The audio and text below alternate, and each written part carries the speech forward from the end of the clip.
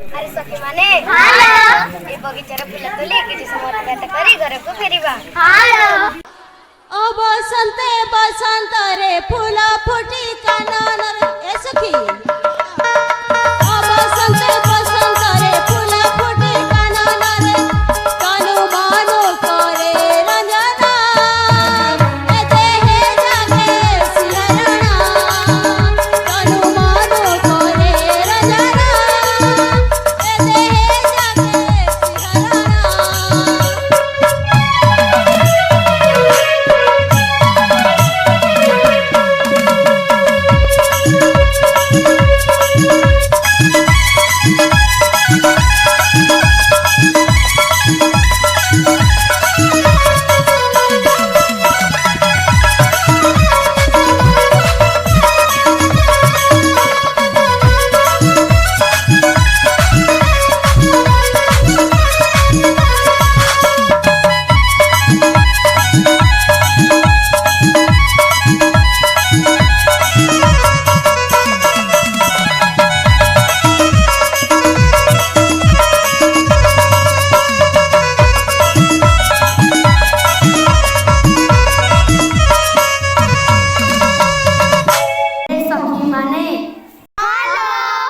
सन्ध्या समय होई आसिलाणी एठी रहिबा जमा ठीक नुहे चल घर को जिबा।